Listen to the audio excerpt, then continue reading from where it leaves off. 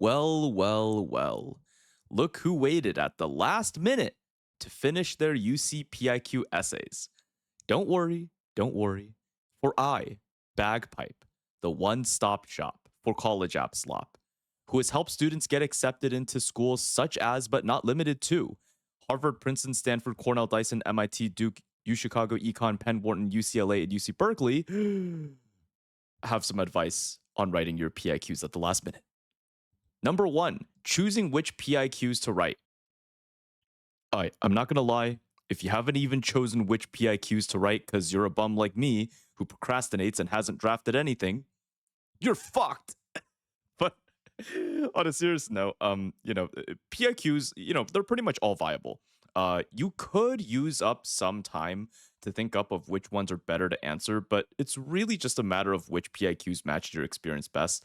Some of the ones that I like are 1, 3, 5, and 8. Number two, choosing a good topic. Do not fish for the perfect S tier topic to write about. Instead, take whatever experience or idea first pops up in your head, then qualify it. The deeper you analyze it, the better it gets. Don't waste time just trying to fish. Number three, choosing a good hook. Take the scariest, most impactful, most significant, or whatever part of your essay, bring it to the beginning, then reduce it. There you go. You got a hook. Bada bing, bada boom. Gabagool over here. No, it doesn't help if you show too much early on in the hook. I usually just recommend students give just enough information to give context and to retain intrigue without essentially just spoiling everything. And by the way, there's actually this really cool, just classic copywriting example that's shared amongst marketers. It's called The Tale of Two Young Men, which is a sales letter that was written on the Wall Street Journal that goes something like this. Dear reader, on a beautiful late spring afternoon, 25 years ago, two young men graduated from the same college. They were very much alike. These two young men both had been better than average students. Both were personable, and both, as young college graduates are, were filled with ambitious dreams for the future. Recently, these men returned to their college for their 25th reunion. They were still very much alike, both were happily married, both had 3 children, and both, it turned out, had gone to work for the same Midwestern manufacturing company after graduation, and were still there. But there was a difference. One of the men was manager of a small department of that company. The other was its president. Now, in the context of a 350-word college essay, you probably have to be more concise than this, but it does get to the heart of the problem and capture intrigue early. So what the fuck did the president do differently?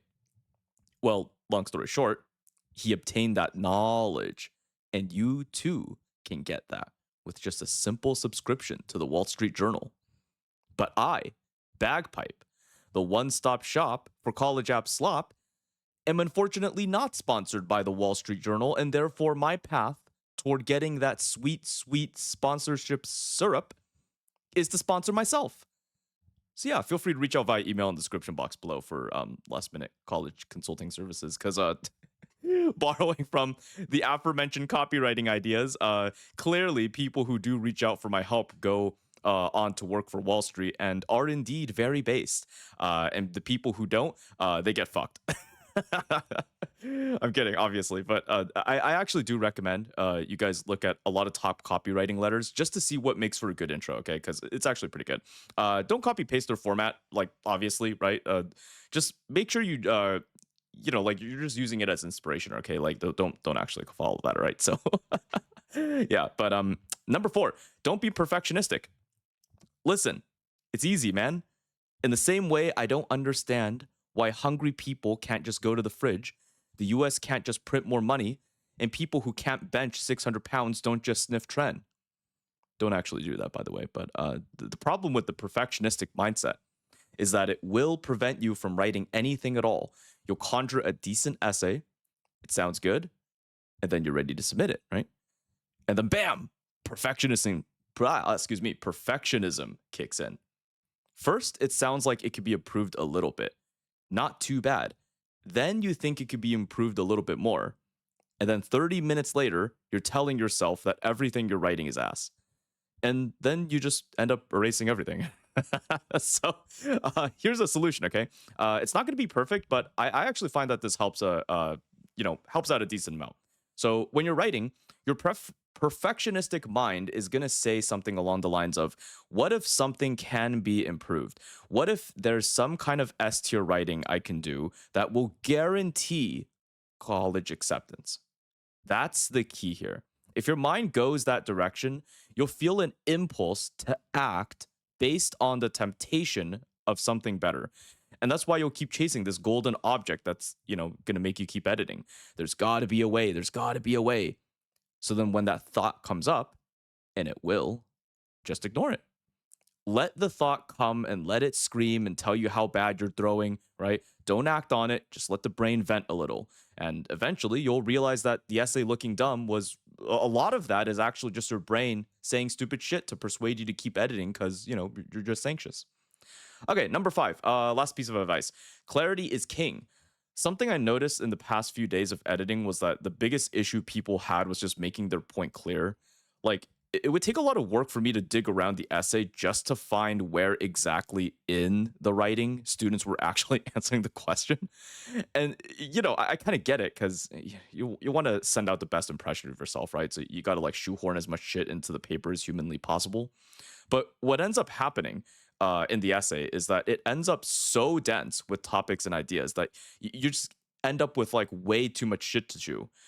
I think this especially happens when parents get involved last minute and they're like, you should add this, or why didn't you add that? That was super important. And then you just end up like adding so much shit that the admissions officers can't even understand what you're saying because there's just too much going on. Don't be afraid to go with something simpler, right? Something that simple is sometimes going to be a little bit better. And if you're struggling with this, I recommend actually, weirdly enough, okay, it's going to sound kind of strange. Just have a small island paragraph, something in like the beginning, right? It's going to be like about 2 to 3 sentences or so, and you're just going to dedicate that space to that whole tiny little paragraph to just answering in a super straightforward way. Pretty boring, right? Yeah, but like just remember that clarity is king at the end of the day. So you can shove in other impressive shit after you've answered clearly. You know, um speaking of parents adding in unnecessary shit and taking up so much space, I actually remember there was this time that I used to do scouting, right? And I had this friend there whose mom was like super worried that he would starve to death. Like just classic Asian mom going all like, "Oh my god, have you eaten enough yet? You're gonna get too skinny." So we had to think of like what to pack for food for this trip. And I shit you not, she spent like $1,000 or something on fucking food. This was like a cheap. This was like cheap ass shit, right? Like it's like hot dogs, ham and cheese for sandwiches and stuff, right? That $1,000 was like a shit ton of food for just a small cohort of scouts, right? But like the crazy part is like one dude ate like all the fucking food. Yeah, we ended up going hungry. Like just it's like I was dead ass flabbergasted. Like, how the fuck do you eat $1,000 worth of food, bruh? This guy who ate all the food was super skinny too. So, like, I don't know what kind of metabolism this dude had, but our scoutmaster, he was like crashing out over this because originally he was telling us, right? Like, you guys are gonna regret not packing lighter because you're gonna have to carry those ice chests of food. And then when he saw that, like, one dude just like ate everything, he was like, what the fuck? So eventually he bought us In and Out, which actually is a go to burger spot, 10 out of 10. But I guess, like, I'm not going to lie, I have no idea where this is going. Like, this has nothing to do with college apps, but I feel like I just had to, like, get that out of my chest for some reason. Like, maybe it's like, like, I never had the chance to tell somebody how, like, somebody ate $1,000 worth of food and I was, like, traumatized by it. But, like, you get the point, right? Like, long story short, just pack it light. Don't put $1,000 worth of content into your 350 word essay. Yeah, that's about it. All right. So if you need anything like college admissions advising or just like essay help, feel free to reach out via email in the description box below. That's about it. See ya.